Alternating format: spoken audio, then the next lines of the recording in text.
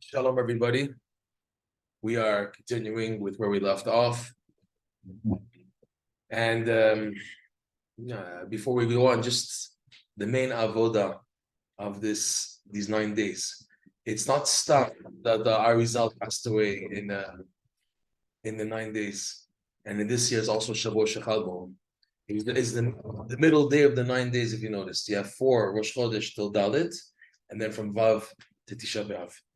And his whole name, Yitzchak Luria, he was Dinim. Yitzchak is there's Gevurot in Dinim. And he passed away in the time of Dinim. But we're showing what? That this is the mentality of the tzaddikim. Just to explain. Rav Nassini says, what's the difference between the Tefillin of Rashi and Tefillin Rabbeinu Tam? In Tefillin Rabbeinu Tam, and correct me if I'm wrong, the last 2 of the 4 parshat are reversed. So instead of Aleph, Bet, Gimel, Dalet, which I think it's Kaddish, Am I correct? Or is it Vayakiv Yacha Kadesh Tekorbechor Shema V'Aya, or Shema V'Aya Kadesh Tekorbechor Vayakiv Yacha? Shema V'Aya and then Kadesh Tekorbechor Vayakiv Yacha? I think it's Shema V'Aya. There's no Vayomer in the Tefillin. There's no Tzitzit in the Tefillin. Oh, come on. In any event, the last 2 parshiot in Rabbeinu Tam are switched. So instead of Aleph, Bet, Gimel, Dalet, it's Aleph, Bet, Dalet, Gimel. What's in Rashi? So Nosson explains that the configuration of the Moichin, according to the Kabbalah of Rabbeinu Tam Tefillin, is Parsha number Gimel in Rashi is Rachamim, and Parsha Dalet is Din, and in Rabbeinu Tam Tefillin it's flipped. Is that the Din is before the Rachamim. And what is that? What does that represent? He says this represents the attitude and the mentality and the mind frame setup of the tzaddikim.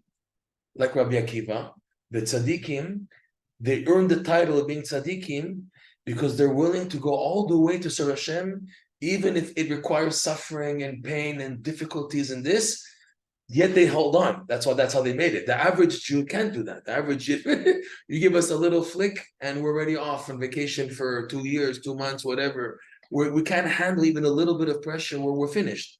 Me'idech tzaddikim. The reason why the tzaddikim is because they went all the way. The classic example is Rabbi Akiva, that he was waiting all his life to die in Kiddush Hashem, and he was smiling when they were peeling his skin with metal combs, and he was smiling and laughing, and Rav Nosson also says when I don't know if it was Turnus Rufus, whoever the Rasha was, who decreed that he has to be killed like that. So Rabbi Akiva started cracking up. The Midrash says he started cracking up. Midrash Tanchuma, he started cracking up. Why? Because for them, everything was the same thing. They earned the time. That's why they're tzaddikim. They reached a level that their emunah was so strong that they were able to do B'Hashem alel davar, Belokim alel davar. It's a pasuk in Tehillim that whether David Melech says whether Hashem is dealing with me with midat harachamim, B'Hashem alel davar, I can praise. Belokim when it's din alel davar. That's the tzaddikim. Okay, the average Jew can't handle that. So the idea of Rabbeinu Tam Tefillin that we put on, Rav Nosson explains, is you attaching yourself. It's hitkashut. You're the kasher, the Tefillin, the ritzut, is you mekash yourself to the tzaddikim whose mentality is out of Rabbeinu Tam, so that their zchut, their koach, or their mamash, the ground soldiers, their mamash, the warriors, their zchut rubs off on you. Okay, the same thing. We have the 9 days. We have Av. But Hashem in His chesed let this tzaddik, whose name was the epitome of Din, Yitzchak is Din, but at the same time it's tzchok. We'll go into that, hopefully we have time, we'll go into the idea of Yitzchak today, that Yitzchak is stira. On one hand, it says about Yitzchak that he served Hashem with Dinim, and the attitude of Gvura. Avram is chesed, Yitzchak is Gvura, and Yaakov is Tifer, the balance, right? So Yitzchak, on one hand, his idea of serving Hashem with Gvura, that's why he was blinded, and he wanted to bless Asa first, because the whole attitude is first midat hadin, and then midat harachamim. That was the whole mentality of Yitzchak, right? So Yitzchak Luria, I'm sorry, to go back, and on the same side, as Meidech, he's called Yitzchak al Shem Tzchok. So decide, or Tzchok, or midat hadin. That's the Chiddush. It's 2 in 1. Rabbeinu says, it quotes this verse in Torah, hey, bigvurot yesha yemino. It's a big rule in life. That in the Gvura, in the difficulties you're going through, Yesha Yemino, the Yeshua of the Yamin, which is Chesed, the nature, the tendency normally is to come to the Gvura. The problem is the majority of people can't handle it.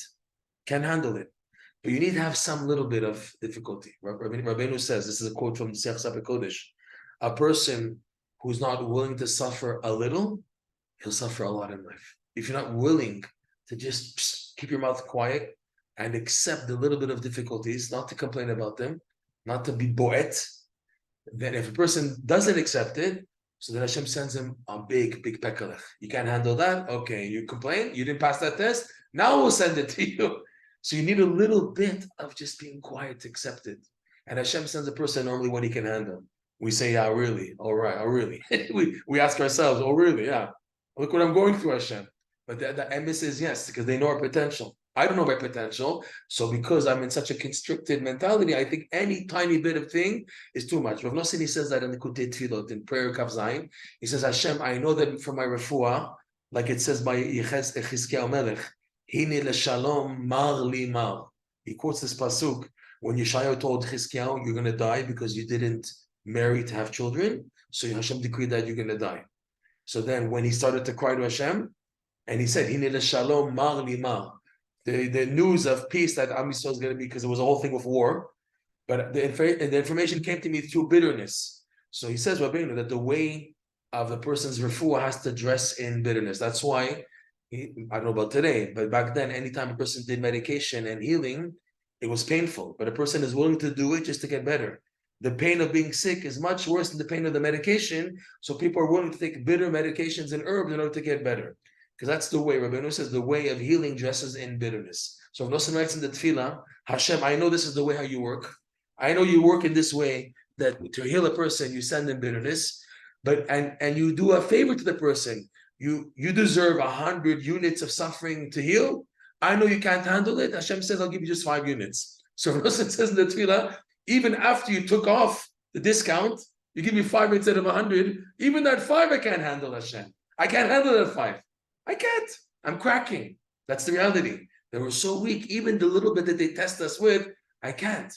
So Rav Nosson's answer is, I'm crying out to Hashem to help me. So what do we have today? This idea of tzaddikim, of kibbut tzaddikim, that the whole idea of kibbut tzaddikim, in which amazing, it's a phenomenon that the past 20, 30 years, it's just getting bigger and bigger. I remember 30, 40 years ago, people didn't care about kibbut tzaddikim. It was only the Breslevers and some Sfardim who made a big deal, the Mekubalim. Besides, the rest of the world was just into Gemara and Poskim and their Rebbes and the Hasidic Tishes and whatever they had, and Mekubalim and Brachot. No one wanted to kibbut tzaddikim that much. Now, it's like crazy. It was my Arizal on Sunday.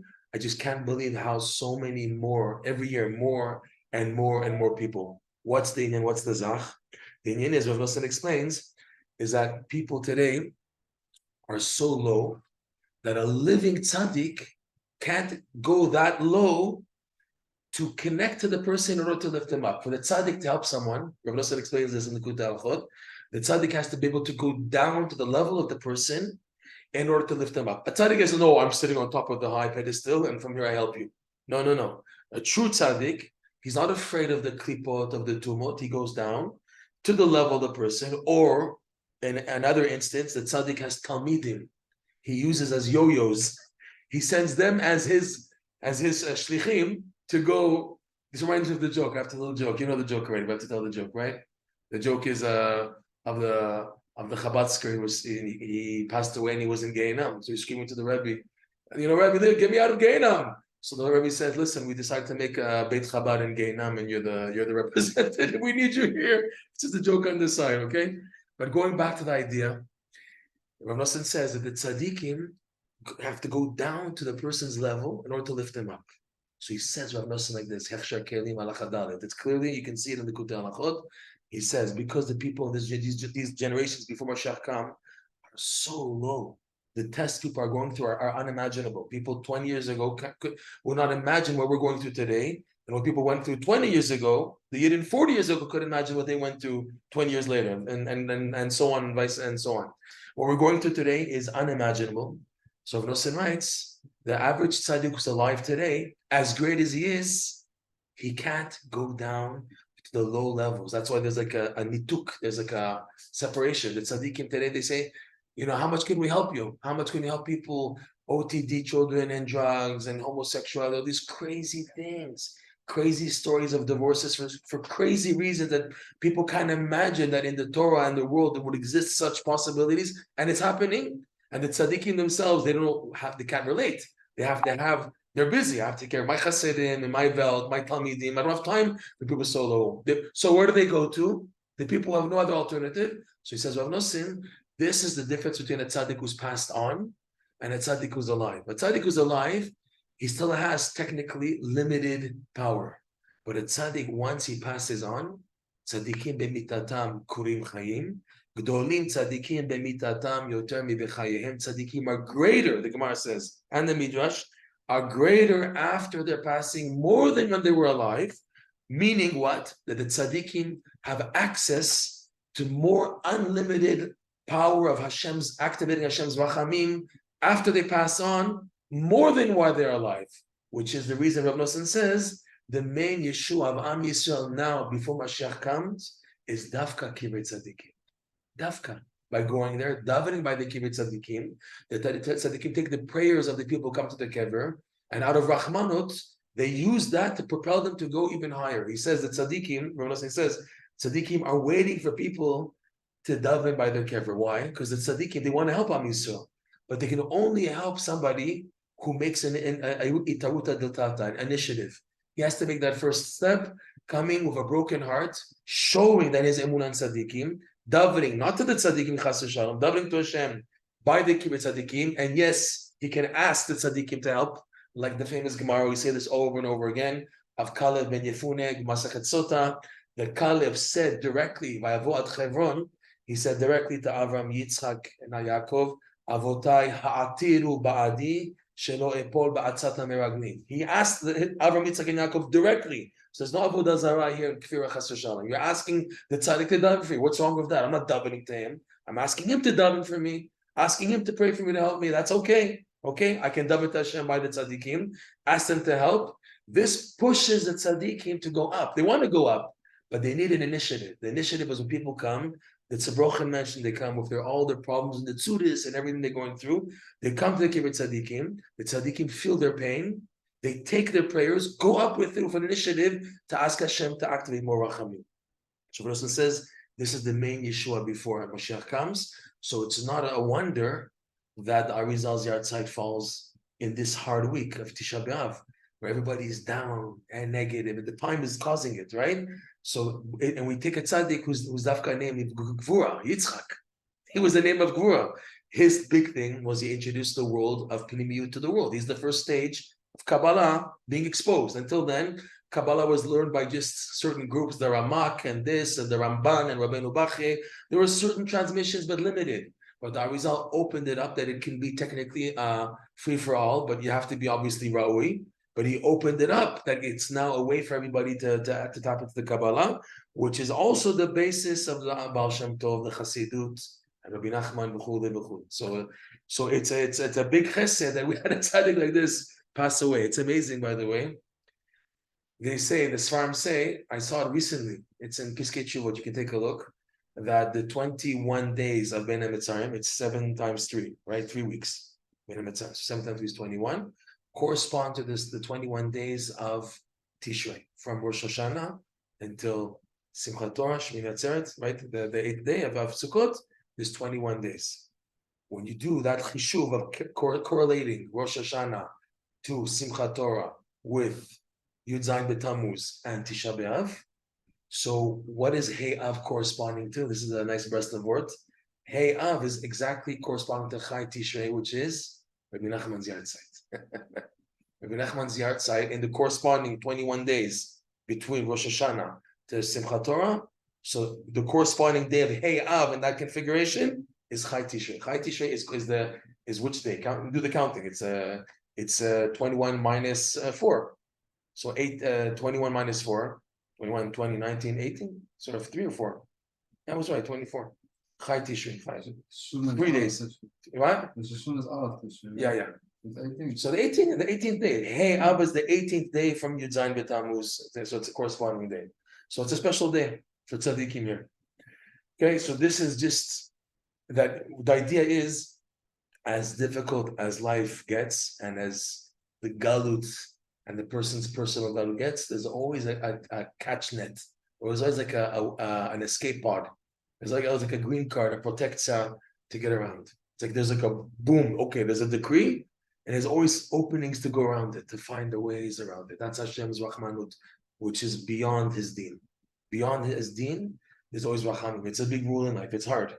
It's hard, but that's the test of life. The test of life is, are you going to fall into the reality of the deen, or to have emunah and bypass it with the reality of the rachamim behind, after the deen, waiting beyond the deen? That's a secret of life. The most of the people who continued with the Yiddishkeit after the Holocaust, the Shoah, their main chizuk was that in the end it's going to be good. In the end, it's going to be tchatametim. We're going to see again our parents, our children, our siblings, our wives, whatever. All those were taken away in terrible pain. In the end, everything's going to be cleaned up and consolated. In the end, it's going to work out in the end. It's amazing.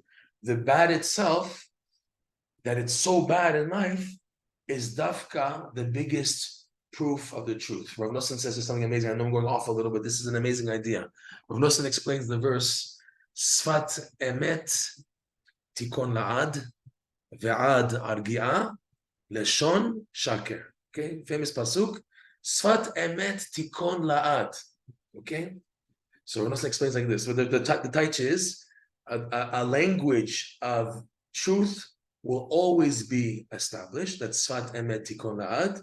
Ve'ad arkeh, this is the hard part. What is the translation of ad? Until it calms down, roga, lashon shakar, the speech of falsehood. How do you translate the verse? There's many mefarshim. There's many. Rashi explains one way, etc. Rav Nosson explains like this: the sheker seeks to conquer the entire world, and until the sheker hasn't convinced everybody to fall into his trap, he doesn't rest. In other words, sheker will only become quiet once it's got the heart of every Jew and every person in the world. That's Hollywood, that's the news, that's the Smolani, whatever you want, all the garbage in the world that they're trying to brainwash people. If it's the AI now, also, whatever, I'm just saying, wherever they're trying to go, the sheker is non-stop working to brainwash people of living a fake existence. Why is he interested in that? Because that's his job. Sheker being the Samech Mem, they want to get people away from the reality of serving Hashem. They try to convince people to live in a balloon, a bubble, an imaginary life. It's called Olam HaTohu in the terminology of the Kabbalah and Chassidut, the world of vanity. That's sheker. You think you're living this type of life, but in reality you're not. They made even movies. The Goy made movies like this. A movie called Matrix. It was a big hit. That the people were living a fake life. They didn't know they were really sleeping in a bubble of an electronic thing connected, and they're living a fake life. And the reality is that they're sleeping, and their energy is being used by some robots to nourish off of them, like a klipa. And the idea is mamash in Yiddishkeit, that in Yiddishkeit and in Judaism also, in the frum world, there's levels of emes. There's the emes that you're born into in the shul, the Talmud Torah, cheder, and everything you learn. But there's the emes or emes, which your mission is to seek out what's the real truth. Who am I really? Why am I sent back to this world? Who's my gilgul? What's my tikkun? That's the emes or emes. Most people are happy. No, just keep on living in an imaginary life. But you're sent here to break out of the cocoon and to find the real emet, okay? So the sheker works on all levels, whether it's going Yidden, and then in the Yidden, being a friar from Yidden, and it was in the world of being the frumkeit, even there, the sheker is attacking. You have non-stop work to try to find the real emes of life, okay? And the sheker is working non-stop. So Nosson says an amazing rule. When you see ad argia lashon shaker, it sounds like this. When the sheker is about to come, when does the sheker will stop? When does the sheker stop? Now I've conquered the world. So Rav Nosson says like this: when you see it in your life that the sheker is overtaking 99.999% and is about to stop, and you see that your life is just like totally in sheker, you fell into the trap. You started as an Oved Hashem, and then you got caught up with the taivas and marriage and the children and the parnasa and the gelt, right? We sing in the Zmirut of Shabbos, Al shtei lechem yivtzeu temimim, right? We said in the Zmirut of Shabbos. So Leo Chaim Rosen would say there's two types of lechem, shtei lechem, which is botzea, which cuts the person's timimis. So it's interpreted as not as positive, something negative. There's two types of lechem that break a person's tmimut. What's the lechem? Number one, parnasa, and the woman is called lechem by Yosef Atzadik of Potiphar. That remember he said to Potiphar's wife, your husband gave everything in hand except Zulat, except the lechem biado. Rashi says lechem is his wife. You're the only one that I don't have reshut to be. Potiphar gave everything into my hands except for you. And he calls her lechem, because the woman is called the type of lechem. So shtei lechem, the tavas of niyuf, and parnasa, yiftzeu tmimim, they break the tmimut of the person. And when a person loses his tmimis, so he loses his netiya to look for the emet now. He's like burnt out from the olam hazeh. It kills him. I'll just be like everybody else. I don't have koch for this. I don't have koch to fight anymore. To try to be a yid, to try to get up in the morning, try to have retzonot and kisufim tovim. I give up already, Hashem. I can't handle this anymore. I'd rather be just like everybody. Let me live a comfortable life, even if it means living a life of sheker, as long as it's comfort zone and I'm okay, right? So this is crazy. So again, ad argia leshon shakar, when the sheker is about to take a break, ad argia is about to take a break because he succeeded in conquering a person totally, meaning he's attacked a person from so many angles. At that point, dafka sfat emet tikon la'at. He says it's a rule of nosin. When you see the Sitra Achmaz attacking you from all the corners, like you feel that's it. You know, what's left of me? There's no freedom, no free will anymore. They took everything from me. Expect a major breakthrough. When the sheker is attacking from so many corners, and now the sheker is about to take a break, ad argia l'shon sheker, dafka then sfat emet likon tikon la'at. So Rav Nosson says again, the truth comes out when there's too much sheker. When there's too much sheker, it can't be. It can't be that this is the reality. It can't be. It's not a coincidence. It's happening so obvious. Boom, boom, boom. From many corners I'm being hit. It's so obvious that this is sheker. It doesn't make sense. Give me a chance to breathe. Let's to breathe. No chance to breathe. We cut you here. Boom, boom. If that's how it's working, so expect something very good to happen in life. If now the bad is letting it all out on a person, that's the sign that he's about to fall. I have what to be happy about. When the bad is so extreme, it's your downfall. Keep on letting it out. Go, let it out. Go. Let out more. The downfall will be even greater. Please pour out all the milk. Pour it all out. Because in the end, you're going to pay. You're going to pay big time, and it's coming soon. So I'm going to be patient. Let the bad do its job. Because in the end, it's going to just collapse. The trick is, if I fall into the trap and do Yehush, chas v'shalom, I give up and just fall in. So I fall with the sheker, chas v'shalom.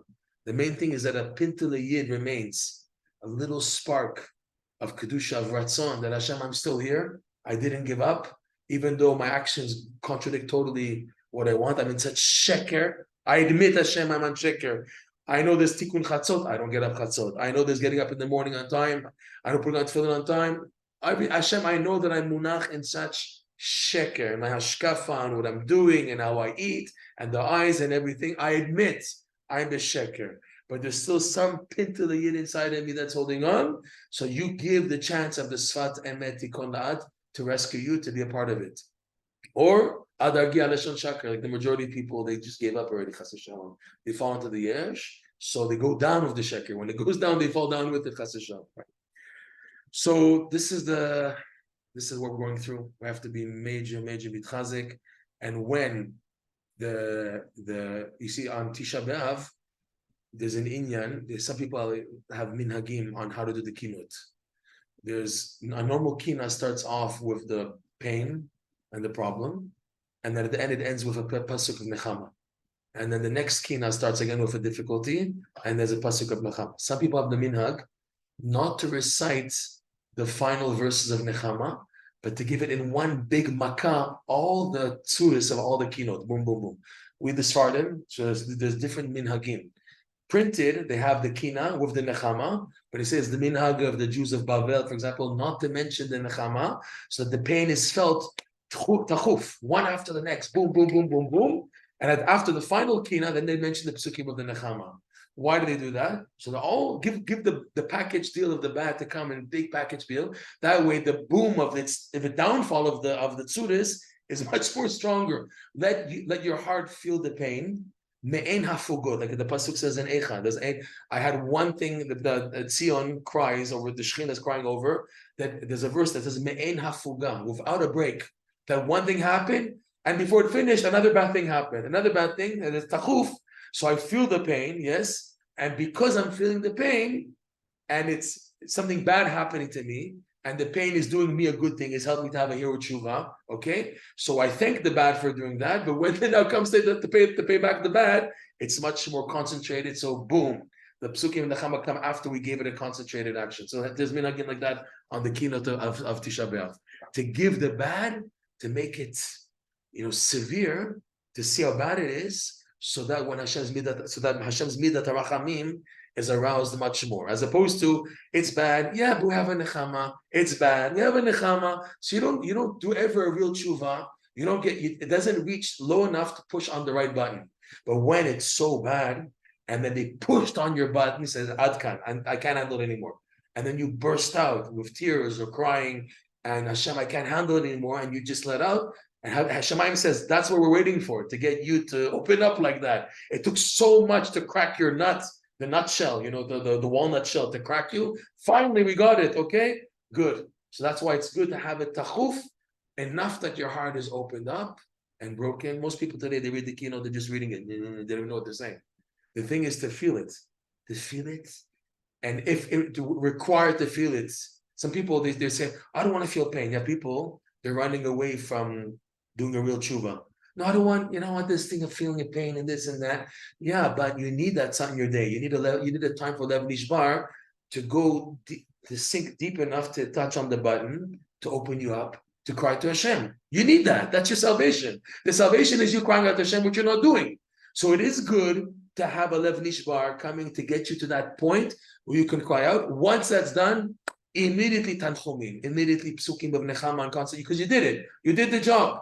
Rabbi Nachman once said, when you do a good hitbodedut, when you go to the forest to do a good hitbodedut, you feel a major simcha afterwards. When you were zocha and hitbodedut to really cry out from the depths, the hitbodedut did the job. That was the job, to get to that pintele, to wake it up. That's it. You did it. You did what you're supposed to do. Then now the tshuva, that's Hashem's business now. What's going to happen now in life to help you to get better? That's Hashem's business now. You did your part to get your heart opened up. Okay, you tried your best, it didn't happen. Fine. Hashem will misader for you. Situations will get you squeezed, but don't run away from it. Let's say, no, I want to be just positive, and I don't want to think about this. I want to go to the sheker and be happy. Yeah, people like that. I met someone, Nichum Avelim, yesterday, total chiloni. The main thing is ahava. They talk always, the chilonim. The main thing is ahava, the simcha, the chaverim, yeah, but what, in sheker? It's okay. I'm living in sheker, but as long as I'm happy and the family's big, but you're living in sheker, man. Fine. You're happy in this and that, but it's all in sheker. Well, what is better, to be happy in sheker, or to have a cup of emet and have difficulties, which will lead eventually to simcha? Because if it's emet, it can only be simcha. Emet is simcha. You have some people, they have this attitude, no, Hashem wants us to suffer. Hashem wants pain. Hashem wants us to be like this. Negative people, I'm not so impressed if they're emet anymore. I'm not impressed if their emet is the real emes, because their whole attitude is negative. Hashem's going to punish us, and that's my tikkun, and I have to suffer. It's common by a lot of Baal Tshuvas and Gerim. They have that attitude that I have to punish for my past deeds. They have such a guilt on their past pekelech, so they feel the attitude has to be negative. But that's not Hashem. Hashem is loving, rachum. There's simcha. There's good things. You have to get to it. No, we're stuck. That's not emet anymore, right? But the opposite for sure is wrong. A cup of sheker, right? Once Rav Nosson met a guy, a maskil, a secular, enlightened Jew, the Reformed Jew, they spoke to Rav Nosson about a maskil who is known never to speak a word of sheker. He only spoke the truth. So Rav Nosson said about him, he may not speak a lie, but he lives a lie. It's like the cup is a lie, and it's emet within sheker. That's not the real deal.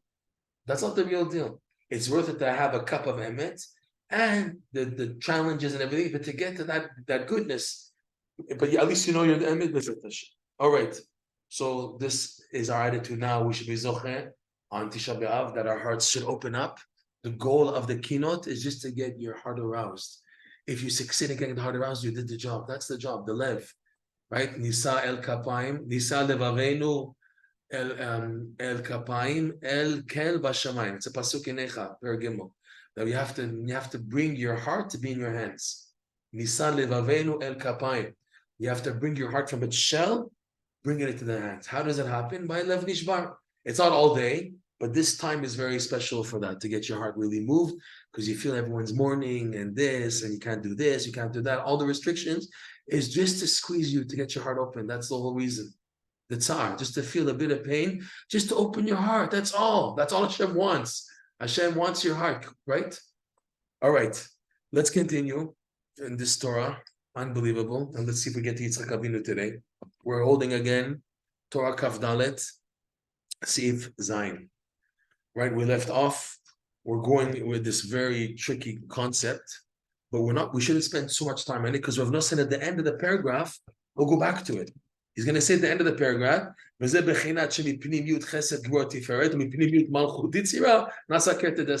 himself go back to this Kabbalah. We did so much in the Kabbalistic explanation. Just a quick summary that we didn't mention.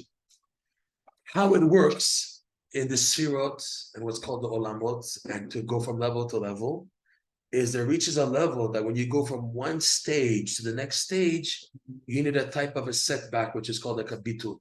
You need a self-nullification. You need to be set back. Normally, the Sfirot how they run is the top Sfirot are called Chochmah Bina Da'at, and the lower Sfirot are called Malchut, on the way bottom. Okay? I'll bring out the map again, the famous map that we have here. The famous setback set up here, right? See the setback here? See the setup? These are the 10 Sfirot. The top ones are correspond to the head of a person. The middle 6 is the torso, and the bottom is the feet and the brit. Netzachot and Yesod and Malchut. Okay, so you have your 10 Sfirot. The goal of every Jew and on a daily schedule is you start up in the morning when you wake up on the bottom, Malchut. Your goal is to get to the Mochi. When you wake up, your head is out there. You just woke up. You just came out of 1/60th of death. You wash your hands. You start off, like they say in Yiddish, in the earth. Your mom is in the earth, right? Your mom is in the earth. And your goal is to get up from here to here. And the vehicle for that is simcha. You need simcha. And that's also hard. You wake up in the morning, you forget to be happy. You're just so wasted. Oh, he said that commercial, time to make the donuts. And I told them there used to be a Dunkin' Donuts commercial from 30 years ago, 40 years ago. The guy, they want to say how the service in Dunkin' Donuts is so good because the workers who make the donuts, they wake up extra early to make you your donuts on time for breakfast. So you see the guy, time to make the donut. He's waking up and he's like half asleep. Time to make the donuts, and he's going to make the donuts. Okay, that's so the havdil. As a Jew, we start off and we forget to be happy. You need a big zchut to be happy. Okay, one of the big things to wake up happy is how you go to sleep. And that's the hardest part for most people. How you go to sleep, when you go to sleep, they write Marei de Chushbana, it's called, doing a cheshbon nefesh before you go to sleep. Where are we? Most people, they're partying, eating pizza. Every night there's a chassan, every night there's a whatever, bar mitzvah. You come home late, you're on the schmoozing and friends and this. You go to bed late, you don't get up chatzot. You're already negative already because you missed out. So you go to bed negative, so you wake up negative. Eizil chacham, aret anolad. Right? The chacham einav berosho. Sorry. The chacham, his eyes are on the beginning of the night, how he goes to sleep, which is what the Yitzhak knows how to attack people. Get the night off, that's how you get them in the morning. You want to get people off in the morning, you knock them off already on the night before. That's a trick. So it's a lot of davening. That means to be zocha, to have siyata deshmaya, to go to sleep properly, to wake up properly, and nisim, mamash nisim and niflaot. But in a daily schedule, we start off on the bottom, and our goal is to work up by the Shmon Esrei to get here. So there's so much to do from the time you wake up, the Shulchan Aruch even, Hashkavat HaBoker, and then boom, boom, boom, all the avodot, and plus we have mikveh, we go to the mikveh before, right? Chassidim, people who follow Rabbi Nachman's teachings, Chassidish V'al Mekubalim, the mikveh is such a gift to help you to be released from the tumah. If a Jew knew, we said this many times, if a Jew knew what the mikveh does to him, he would flip out. Like the story, I told this again and again, we'll say it always, because it's so important to remember, that when Rav Isser Zalman Meltzer came to Yerushalayim from Slobodka, and he's super duper litvak, no mikveh, what mikveh? Mikveh maybe one time a year on the Erev Yom Kippur, right? when he came to Yerushalayim and he found out that the chief rabbi, who wasn't a Chassid, Rav Yosef Chaim Sonnenfeld, he found out that he's going to the mikveh every morning like the Chassidim, so he got a bit upset. What, you, the chief rabbi, you're doing a Chassidish minhag like the Chassidim, were considered like low in his eyes because he was from the yeshiva belt. So Rav Yosef Chaim Sonnenfeld told Rav Isser Zalman Meltzer the following. He says, just imagine if now a mikveh can transform a goy into a yid, then just imagine what it can do to a yid himself.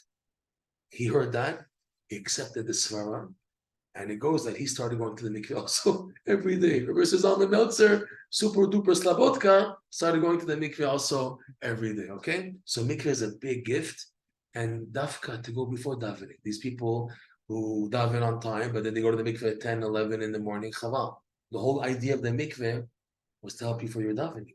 It's to help release you from the tumah that it takes you out. It does a big change. If it turns a goy into a yid, then just imagine what it does to you. It gives you hope. Rav Nosson says, mikveh milashon tikva, hope. Okay? So going back, all the avodah in the morning is to get to the Shmoneh Esrei, where you reach the Spitz. Okay, once you reach the Spitz, then it's a new level. And how's the attitude of the new level? The new level is faced by a setback. That's why right after the Shmoneh Esrei, we have Tachanun, Vidu. Where according to the Kabbalah, what happens in Vidu Tachanun is you go back, way back down again. Boom. Crazy. You go back down. Because when you do a Tachanun, you go back down. You're putting your head, those who put their hand on their head, it's like you're lowering yourself into the klipot. It's a dangerous time. Svardim don't do this. It's so dangerous.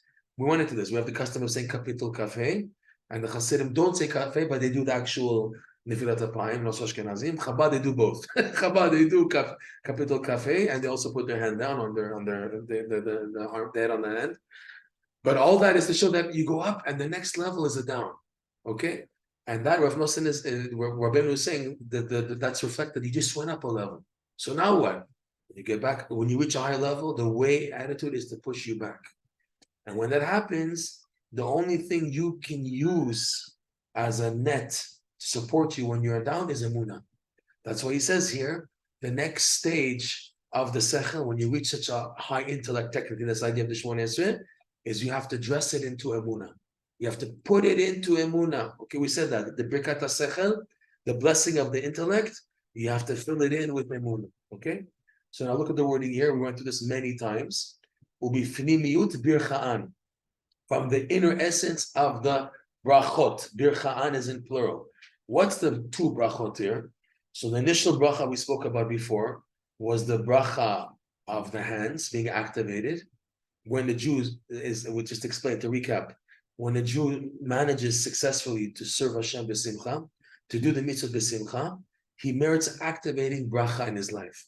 But it's up to him to choose which bracha. So the person who's a Baal Nefesh, someone who's concerned about his real purpose in life, will seek to fill the bracha with sechel, intellect. Okay?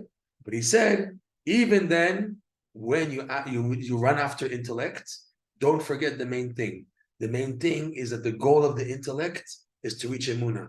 Because you can never, with your intellect, fathom Hashem. You can never reach Hashem with your intellect. Hashem is endless. Hashem is infinite. He's an infinite light.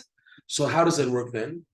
What propels your emunah at higher levels is the more you pursue to perceive Hashem, to enhance your life with the sechel, the intellect of Hashem, and that just strengthens your emunah. Why? We said why? Because the more you know about Hashem, the more you know about Yiddishkeit, the more you know about Torah, the more you know how much you don't know. It's like you open the door to a new room, a giant like warehouse. Oh my God, just to get to this door, I open the door and I see I have so much more to do now. There's so much to reach. So always it opens new levels of emunah. You need now emunah to go into this new room that you reached. And emunah will let you pass through until you've reached the intellect of that room. And then there's another door waiting for you. That's how it is in Yiddishkeit. There's always doors. That means chokhmah opens up a door to a new level, which you need emunah. And again, chokhmah, emunah. That's how it is. Your goal of sechel is not just to break my head on the svara of the Rashba and the Rosh and the Rif and the Ritva and the Ravid and everything, and that's that. The goal of chidud sechel, if it's in Gemara and everything, and kol sheken, whatever else you're learning in the Torah, is to open up your mind to see how much it's endless, that I'm touching Elokut. You know, people who know how to learn Gemara, they will tell you if all the mafarshim they touch, they feel they're just scratching on the surface. Because if you wanted to, you can go on and on and on. They put a break. When Maharam Sheikh, he goes into some pool, you feel that he could have gone on if he wanted to, but he has to put on a break because there's no end of the Rav. There's no end. You can go on with all the cases they give. Even when Rashi and Tosfot, they bring down something and it begins your mind to start running. So you can go on with endless cases. It doesn't end. That's the beauty of the Torah. So what's the inyan? The inyan is that you're open to a higher level of awareness that it's Ein Sof. That Torah learning is Ein Sof. I'm learning in order to realize how much it's Ein Sof. To do that, though, I have to sharpen my mind. Yes, I have to use my sechel. I can't just sit down and be an emunadika. You just and sing Tehillim every day and that's it. I have to learn. I have to learn Torah to my maximum capacity. All that to push me forward in my emunah b'ezrat Hashem. Okay, so now it's like several brachot. There was the initial bracha, and then you chose to fill it with sechel. So that's already 2 brachot. There's the bracha of the hands that you activated by doing mitzvah v'simcha. You chose that it should be now birkat sechel. Great. So now the bracha is the blessing of sechel. Okay, so it's like a second bracha, and in that you put in the emunah. So here on the pshat level, the pnimiyut bircha, we explained according to the Kabbalah how it works. If you remember in the last classes, that the sphere of malchut of Yetzirah has what's called the chitzoniot and pnimiyut. It's very complicated, of course. The chitzoniot of malchut of Yetzirah goes down. It's already down in this world. It goes down, and the chitzoniot becomes enveloped by the pnimiyut of Chochma Bina Dat and Chesed Gvurah Tiferet. What happens to that pnimiyut of Malchut Yetzirah? Which all that is emunah. There's external emunah and there's a pnimiyut emunah, two levels of emunah. So he says the pnimiyut of the blessings, which in other words is the pnimiyut of this thing called Malchut Yetzirah, which we went through so many times in the past classes already. I can't go over it again because it'll take another hour to explain. Okay, so pnimiyut birchaan, shu dakuta birchaan. Because there's levels of emunah that you fill in. There's the level of emunah that you fill in your initial learning of Torah. I'm learning Torah on the basis of emunah, like we spoke about until now. And there's a higher level of emunah, which is like a type of, we just mentioned, a bitul, that allows you to enter the next phase, the next dimension of the next world, the higher world. And this was what creates the keter. So it's dakut, it's a refined part of the bracha, which again is up to you to pursue. And also it's dependent on your simcha. Simcha is a factor that's always needed at every stage in this Torah, in this lesson. Every stage, you're always going to need simcha and emunah and everything, okay? So now the dakut of the birchaan, what does this emunah lead me to now? This higher level of emunah, which is from the pnimiyut of malchut of Yetzirah. Mitbarech mehem hamesader v'hamiyashem et hasechel. So we went into this term, we started talking this concept. Is blessed from them, because it's plural. Mehem, he says plural, because it's all these levels of bracha that you chose to activate. The initial bracha of the hands by doing mitzvah de simcha. Then birkat sechel, where you choose to fill the bracha with intellect, and then you put in the emunah, so you're on a roll. So now, by doing the right coordinates, by pressing the right buttons on doing this properly, you now are zoche now to what's needed to advance in life, and that's called Yishuv Adat. And he calls it Nitbarech Mehem, this amazing term called, in English we call it the controls of the mind. That's how it's translated by the BRI, the controls of the mind. HaMesader v'hamiyashev et hasechel. In order for you to advance in life, you're going to need to be calm. You're going to need calmness of the mind. There's a Rav, a Mikubal, Rav Moshe de Leon. He writes, the only way a person can have hasaga. Well, he says something else. We didn't get to it yet. You know, I'll wait. Okay, let's talk about Hamtana. We didn't mention Hamtana yet. I didn't even say the word yet. So, Nitbarech mehem hamesader v'yashvet hasechel. From this level of emunah now, you now merit that there's a bracha now that comes, because if there's bracha in the hands for the sechel, a new type of bracha now, a higher level, refined level. What is this high level? That now the structuring, the sader, organizing, structuring of the mind, and the settling of the mind is blessed. Because this is the only way to enter higher levels of Yiddishkeit. If you always on a run, those type of people are like the chashmal. They just, the angels called chashmot, chayot esh memalot. There's like esh, and then this like we say in the Akdamas. If you remember the Akdamas, there's type of angels that are on fire, But because they're on fire, pop, boom, pop, it disappeared. That's it. There's certain tzaddikim, Rabbi Nachman talks about Rabbi Nosson also, there's certain yidden, they're too much in their fire that they burn out super fast. Just as much as they're on fire, that's how fast they burn out in life. You can see guys, I see them, it's terrible. It's sad. You have these mikuravim chadashim, people who just started getting a fire in Avodat Hashem, and they're davening shacharit for 4 or 5 hours, and they're on fire and fire. You can't imagine how Moshe Rabbeinu was greater than these people because their mom is davening. And then 10 years down the line, he's divorced already, and he's lost it, and he cut off his payas, and then what in the world happened? What happened? Because people, they have a tendency when there's light to run to it. But that's not the thing. The trick, the kunz is to know how to absorb the light. That's the thing. Okay? So there's a breaker. In Yiddishkeit, for any person, there's a breaker. A famous example, when Rabbi Nachman taught Rav Nosson the lesson 52 of Likutey Moharan, Haneor Balayla. Haneor Balayla is an amazing tiny lesson in Likutey Moharan, where Rabbi Nachman talks about the secret of Hitbodedut. The goal of Hitbodedut is that you keep on talking to Hashem on breaking your bad midot until you succeed on breaking all your bad midot, and then you reach a self-nullification.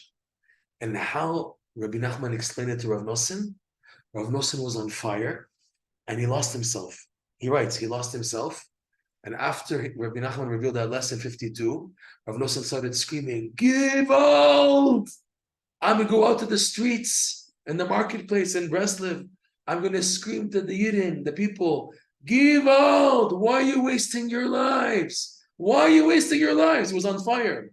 Rabbi Nachman had to literally grab Rav Nosson by his lapels of his bekeshe, grab him, he said, and said to him, "Stop. It won't work. They won't listen to you. They won't listen to you."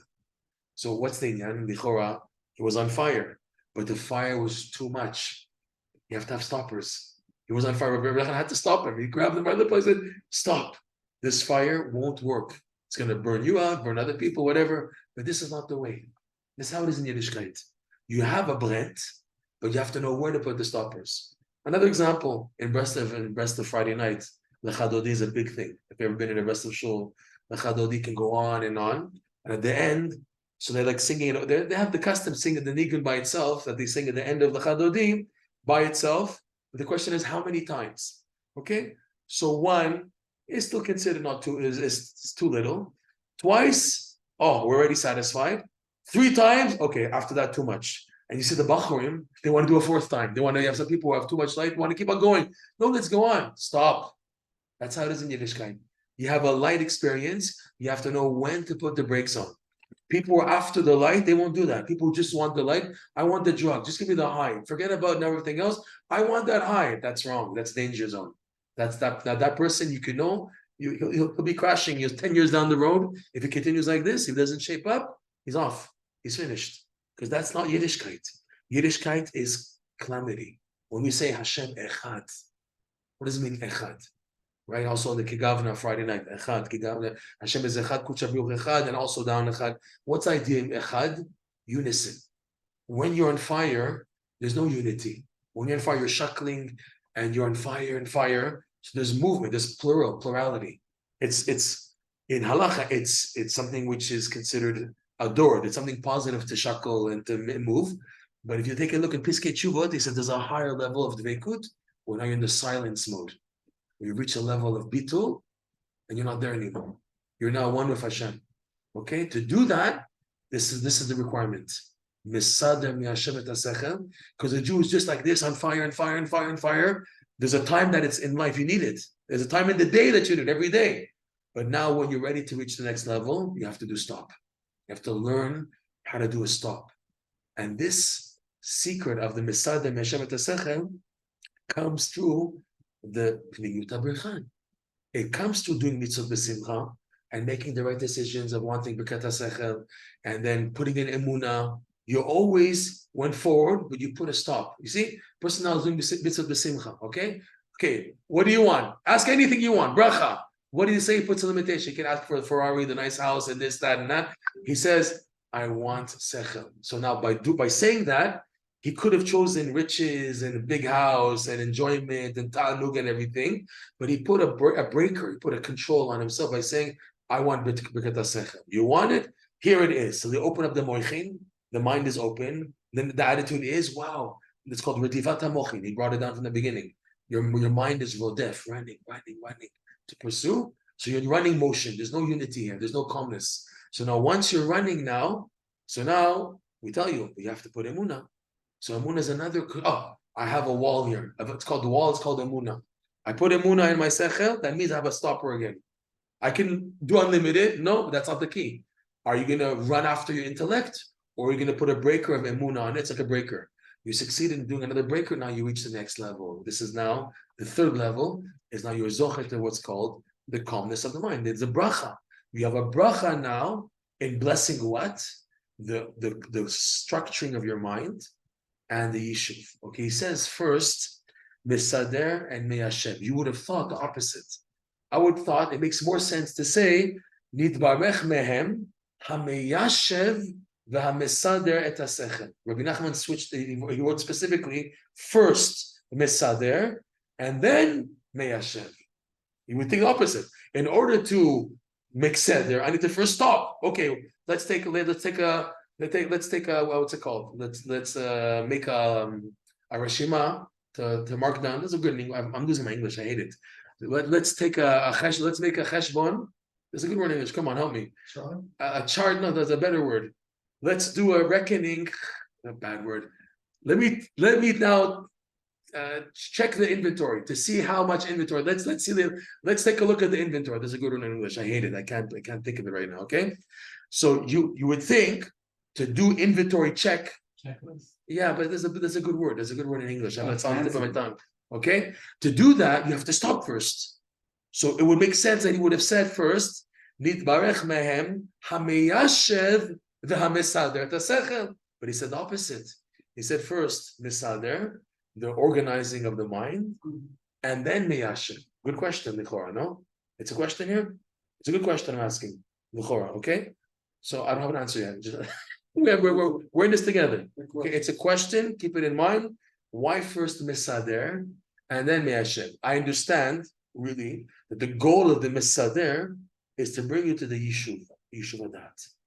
When things are in place, okay? So now, for things to be in place, you needed the prerequisite of emunah.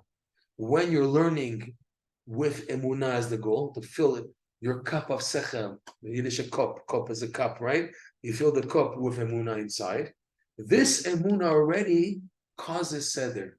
Because already, even before the mesader, you stopped already.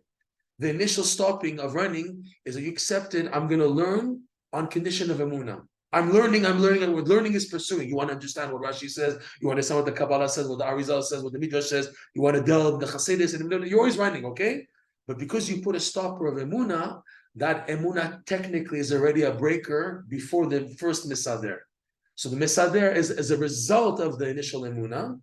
And now what's the goal of organizing the mind? When things are always organized, now there's what's called yishuv adat. There's a yeshiv, okay? Shehi, and he introduces us, Shehi bechinat keter. This is keter. Keter, what's this whole concept of keter? First time he mentioned keter, right? He mentioned it keter at all. Keter is this concept called the crown. He's telling us this is the secret of the sphira called Keter. Keter is on the very top. Here's the sphere chart again. The Keter. Here's the Keter on top here. Okay. The nature of this Keter is stop. This wants to go. The person who went up, like the person running up, ding, ding, ding, ding, ding, ding, ding, ding, ding, ding. He reaches up to Chokhmah bin Adad and he's ready to go to the Keter. He reaches the Keter, stop. They push him on a stop. That's the nature of the Keter. It's Meyashev, it's Meyashev. Now he says that together, the Misader and Meyashev together, that's what's called, he's not explaining yet. He said, this is what we call the sphere of Keter. Okay? We're going to go into Keter because he himself is going to explain what is the nature of the function of the Keter. What is it? What's the nature of the Keter? But first he wants to connect, Rabbeinu wants to connect bracha with Keter. He says, Bechinat, where do I know that the bracha, from the pnimiut of the bracha, from the refinement of the bracha, is blessed? The Keter. The Keter becomes blessed from this. So how do I know the connection of bracha to keter? What it says by Yitzchak Avinu, ve'ehyeh imecha va'avarcheka. This is super long, but this is amazing. This bracha is Hashem talking to Yitzchak. Okay, Parsha Genesis, Bereshit, chapter 26, verse 3. What happened there? What happened there? It happened that there was a famine. Vayirav ba'aretz. There was a famine in the time of Yitzchak Avinu. So what did Yitzchak Avinu want to do? Yitzchak Avinu thought, Rashi says on the spot in Parshat Toldot, that Yitzchak said, just like Avram Avinu went down to Egypt after coming to Eretz Yisrael, so maybe I too am supposed to go down to Mitzrayim. Why would he want to do that? Why would he want to do that? So he wanted to do that. Rashi is telling you, just like my father Avinu, who was a tzaddik, did that. And why did Avram Avinu do that? We know the secret behind. Why did Avram Avinu go down to Mitzrayim? For a few reasons. The main reason is to collect holy sparks. The holy sparks that Avram Avinu took out was reflected in all the wealth that Paro gave to Sarah, to Avram Avinu, as pitzuim, as like a payment for him trying to touch Sarah. He wanted to have relations with Sarah, so she activated the angels that she had access to make negaim, punishments and sickness and pain, and Paro and his whole household. He said, "Go, leave," but he didn't leave just like that. He gave him gifts, tons of gifts, so that to allow Avram Avinu to daven for Paro and Sarah to stop for attacks of the angels, right? So they explained. The Arizal explains that all the wealth that Avram Avinu took back out were holy sparks. So it was in a sense a yerida letzorach aliyah. It was a yerida for the sake of going up. So Yitzchak Avinu thought maybe that's what I'm supposed to do now. The ra'av, the famine in the Holy Land, is an indicator for me that now I also have this mission of doing what Avram Avinu did to go down to Egypt. Rashi says no. Hashem said to Yitzchak, "Shchon ba'aretz," dwell in the land. Okay, you stay here and you will be blessed. And Rashi says, you won't go down to Egypt, but your son, Yaakov Avinu, will, yes, go down to finish the job. He will do like Avram. So this, the map. Avram Avinu started off outside in Aram, right? He converted, he recognized Hashem, became a Jew, came into Eretz Yisrael. While here, he went into Egypt and then came back, okay? Yitzchak, from beginning to end, did not leave Eretz Yisrael. He's the one who's totally absorbed in the Holy Land, Yitzchak Avinu. Olat, Rashi brings on the Chazal. You, Hashem said to Yitzchak, you are Olat Mima. You are a complete burnt offering. You're a complete offering. You're like a holy sacrifice that has to be totally pure. You don't leave Chutz La'aretz for a second, Yitzchak. Yaakov, born in Eretz Yisrael, goes to Egypt and dies in Egypt, comes back his body, but his children are stuck now in Egypt until Moshe Rabbeinu comes to redeem them. Okay, so it's a funny pattern. Avram started in the beginning from Chutz La'aretz, in Eretz Yisrael, went out for a second, but ended in Eretz Yisrael. Yitzchak only Eretz Yisrael. Yaakov Avinu started in Eretz Yisrael, but they left and stayed there. Funny. Avram started outside, ended up in. Yitzchak just in. Yaakov started in, went out. His body came back to Eretz Yisrael. Okay, but his children are stuck there. Very interesting pattern. Okay. So in the bracha, we'll go into this more. In the bracha, Hashem says to Avram, to Yitzchak, "Ehyeh imecha," stay here. Okay, stay here. Ve'ehyeh imecha, and I will be with you, and I will bless you. Ehyeh imecha va'avarcheka. What in the world is Rabbi Nachman's proof from this pasuk? What is this? Bechinat ehyeh imecha. Okay, so here Rabbi Nachman is using one of the 18 rules that is expecting you to know any information connected to the pasuk, to know what the background information is. Ehyeh is also one of Hashem's names. Ekyeh. Every name of God corresponds to a different sphera.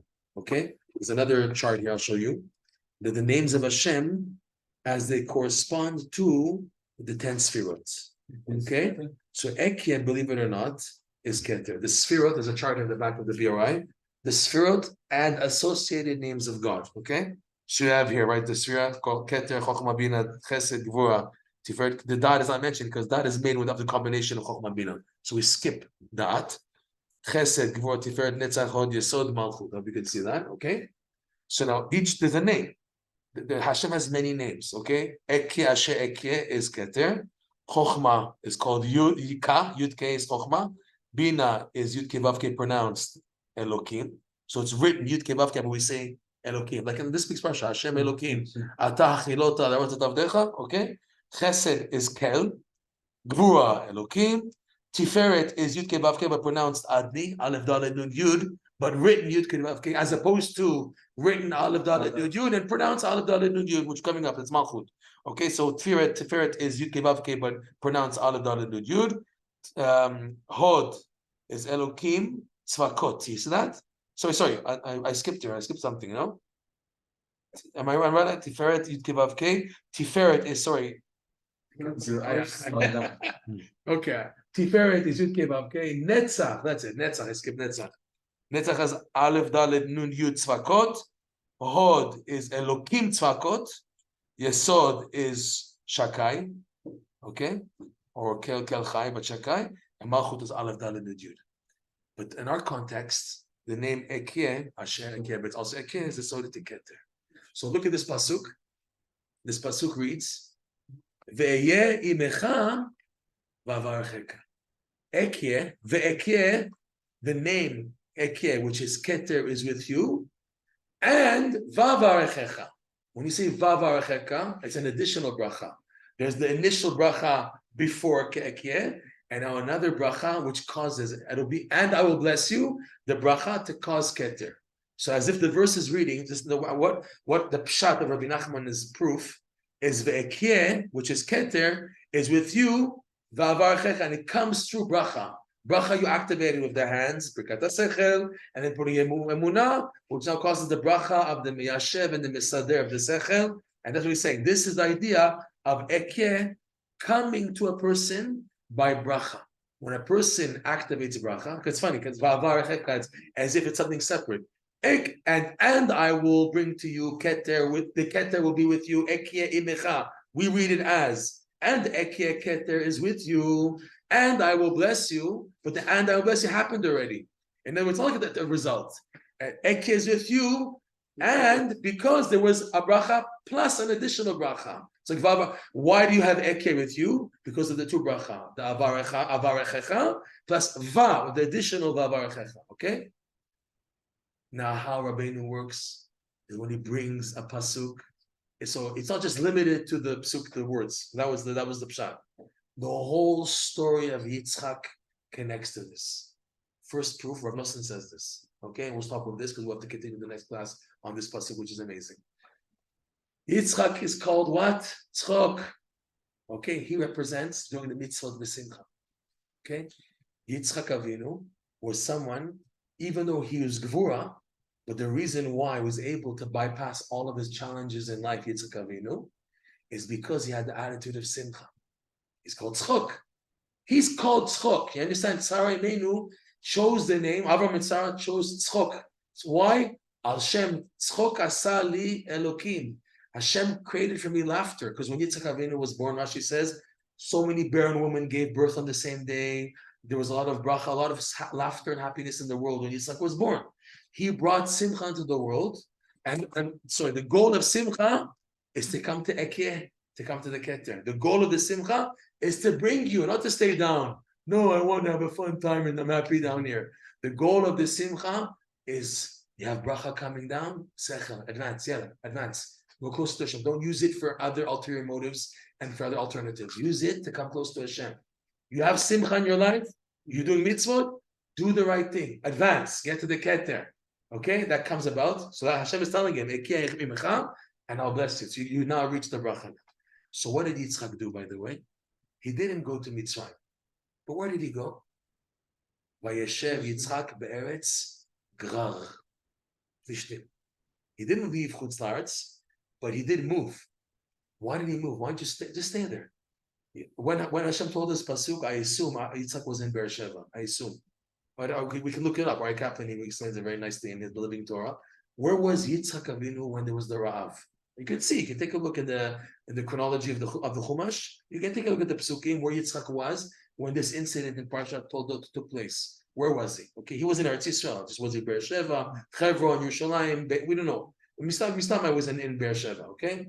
So he chose, there was a famine, he chose to go to Gerar, Plishtim. What did Yitzchak do? Do we know already? What did Yitzchak do when he was in Plishtim? He unclogged the Be'erot Mayim that were clogged, that were dug open, the Mayim, the Be'erot, the wells that were dug by Avram Avinu, his father, and the Plishtim Sitmum, they covered them up with their excuse.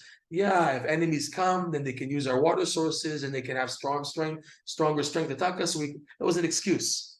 Rav Nosson explains elsewhere in the Likutey Moharan, the whole idea of that Avram Avinu and Yitzchak were chofer be'erot, they were digging wells, is they were looking to reveal the mayanot ha'chokhmah, the well springs of wisdom, okay? And the Plishtim were the ones who closed them up, okay? If you remember, we spoke about Plishtim once. Rav Nosson explains Plishtim. If you remember, we brought up pasuk. Rav Nosson explains, "Velo nacham Elokim derech eretz Plishtim ki karovu." If you remember, we explained. Rav Nosson explains Plishtim is the same lashon as mefulash. That what? The way to perceive God can't be mefulash. Mefulash is like a mavui mefulash in Masechet Eruvin. You have a mefulash. It's open from end to end. It's clear. Mefulash means open from end to end. Plishtim, Rav Nosson says, is from the lashon of mefulash. Okay, so he says there that when the Jews, the pasuk in Parashat Beshalach, the Jews left Egypt. Vahi beshalach paro. V'lo nacham Elokim derech Eretz Plishtim ki karovu. Hashem didn't take them up directly from Eretz Mitzrayim straight up. The most logical way to take the Jews out of Egypt, the closest way, is go along the shore, the coast. If you go up Mitzrayim to Alexandria, wherever, to the Mediterranean Sea, just make a right up the coast. Plishtim is already Eretz Yisrael. You're already there. What's the problem? So the pasuk says, Rashi says one reason. Rashi says because now when the Jews will face difficulties, it's so easy to get there, so it's so easy to go back. I'm going back. I don't want this. So Hashem made it that there's like difficulties to test the Jews if they're still holding on. Their endurance test, an endurance test of going around to the desert and this and that. Boom, they passed. They failed the test. They stayed there for 40 years. But the goal was in 11 days. Last week's parsha, Dvarim, Achad Hayom, right from Chorev. Sorry, and Hashem was ready to make it fast to get into Eretz Yisrael. Received Torah Har Sinai. They they counted the 49 days for the Omer, they got to Shvav Sivan, and boom, boom, boom, Hashem was ready. Boom, they lost it, right? They lost it all. So Mefulash is meaning, Rav Nosson explains, is that it's too easy. Mefulash means the derech to perceive the mochim of Eretz Yisrael, which is connected to the intellect of the Ein Sof. The idea of Eretz Yisrael mentality is it's a mentality which is connected directly to the infinite light. That's why Hashem told Yitzchak, stay here, because Eke is with you. Eke Encha, you now are ready for the Keter, which is the prerequisite for the infinite light. Your job is no longer to go back all the way down to the Klipot. Yaakov will do that, but you, because your whole entity is tzchok and serving Hashem with simcha and passing all the challenges of Gvura, okay, your mission now is within the parameters of the Keter, which is Eretz Yisrael mentality. So going back, Plishtim is where it's mefulash, okay? So now mefulash is a danger that when a person has too much clarity, it's not good. That's why Hashem didn't give them that way to go to the Plishtim. It's too mefulash, it's too open, okay? So that's why Hashem turned them around. But that's also why Avram Avinu felt now it's ready to open the way for the Mayanot Chokhmah, the Be'er, the well springs of the wisdom of the Torah. We open it Dafka Be'eretz Plishtim. Dafka there, now that we've attained Eretz Yisrael mentality, we can now handle an open intellect without worrying about a danger of too much light, because I already have control. Even when you give me a mefulash, an open way to perceive God, I'm not going to stumble, because I've already proven that I have Eretz Yisrael. So mentality, Keter. So Rav Avinu went to Plishtim, opened up the Be'erot, but the Plishtim closed it up again. Yitzchak came along, opened it up again. In other words, the Plishtim said, no, it's not ready yet. It's not the right time. So Yitzchak opened up the Be'erot, and even Yitzchak had a problem. They closed up all the Be'er. I made a mistake. They didn't close up the Be'erot that Yitzchak opened. Rather, whatever opened up, they fought. This is our Be'er, it's not yours. Until they finally got to one Be'er or two that Yitzchak opened up and they didn't fight. So that's why he. So now the pasuk says Vayeshev Yitzchak be'eretz Gerar. Vayeshev, we'll stop with this, we'll continue next week. Vayeshev is, he said here, Mesader Meyashev Tasech. So Vayeshev, Yitzchak Avinu decided, if Hashem is telling me my job is not to go to the Klipot, to Egypt, to extract holy sparks, which is really the ideal thing. That's what we have to do. That's why eventually Yaakov went back to Egypt. If the job was done, so why did Yaakov go to Egypt? The job wasn't done. But you, Yitzchak, it's not your job. It's Yaakov's job. You have to work on building a solid keter. You, Dafka, Yitzchak, not Avraham, and not Yaakov. You, Dafka, Yitzchak, have Ekeh. You have the bracha of Ekeh. So your job is to build that. So if that's the case, Vayeshev, Yishuv Adat, he has the settled mind, because that's what Hashem is telling him, you reach the keter. So he's going to use it to gra. Gra is milashon gorer, like a tow truck. Gorer. How do you call a tow truck in Hebrew? A gorer. You have a truck that's stuck, a car that's stuck, you have to call the tow. To tow your car is called gorer. So gra, the lashon of this language of the city called gra, is now to pull. Yitzchak said, my job now is with the Yishuv Adat to unclog that which was clogged beforehand. Avram Avinu started to do the work in Plishtim, to open up the well springs of the Chokhmah. Plishtim covered it up. So I'm now going to use the Yishuv Adat, Be'eretz Gerar, in the land where I can tow and pull off the cover. We'll continue next week because this is too much. You're at so much to have the mind opened up with the Chumar Beit HaMikdash that we're mourning. We should have the mind, because it says, anyone, Rabbeinu said this, whoever has da'at, ki'ilu nivna Beit HaMikdash v'yamav. The main destruction of the temple is that the da'at is destroyed. That's why the whole attack of this generation is on the brain. They want to brainwash you with the internet and the AI, and just to take your time on movies and shtuyot. The whole work, it says to get your brain, get their brain. And the secret of the Geula is the brain. So we need that. So we're mourning over the lack of that on Tisha B'Av, and we're asking Hashem, open up the clarity of the dat. How to get to that? On this time we mourn over it. Whoever mourns over the temple is zocher to see it. This is their building. Okay, to be continued next week, and have a good fast. Yeah, I think turn it off there.